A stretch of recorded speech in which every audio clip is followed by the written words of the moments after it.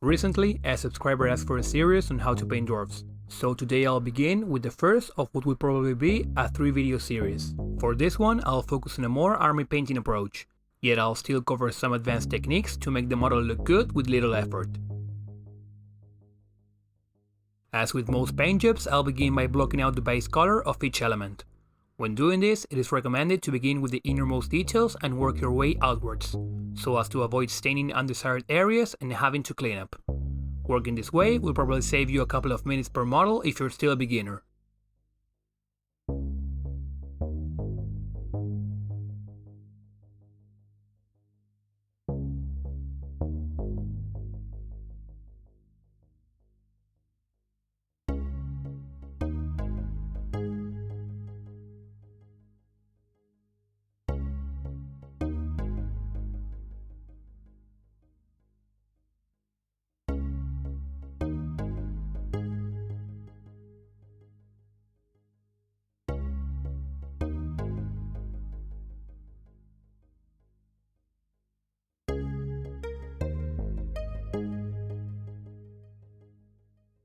As you'll see me do multiple times during this video, raised details can easily be tackled by placing your brush sideways.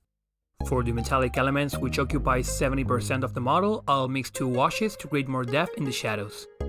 2 things to have in mind here is that if you don't count with proper washes, you can always heavily dilute your acrylics. While it won't yield the same result, it is a money saver when working with more exotic colors. Which is the second thing to note. While I used a brown for the scales, the rest of the armor was washed with a darkish blue. Using something other than black or brown as it would be the standard will make your model a lot more interesting, so go ahead and begin experimenting.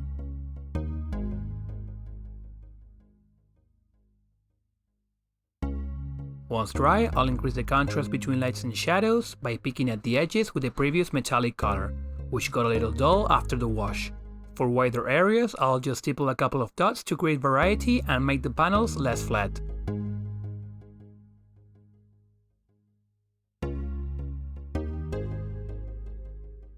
For the scales, once again, I place my brush sideways and I easily catch everything but the recesses.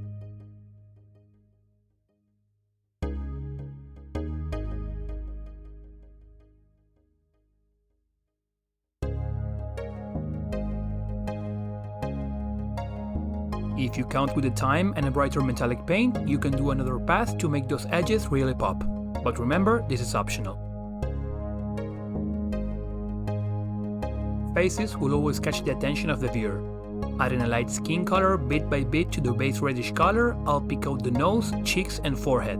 The lighter I go, the less area I'll be covering, to the point of adding little dots.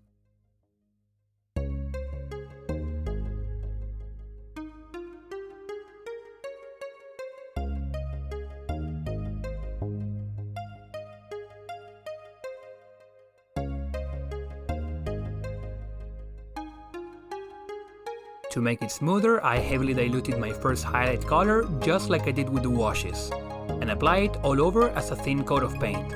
Since the wash dulled my brightest highlights, I reapplied them and finish off with another thin application but of my second highlight color. Make sure not to treat this as a wash and flood those recesses. We are looking for an equal coat over the highlights and the shadows. A bit of diluted base color was applied under the nose and where the skin meets the hair to better frame the face. The overspill was touched up before painting the veneer. For it, I once again placed my brush sideways and picked out the raised details by using a lighter grey, leaving the deeper areas darker.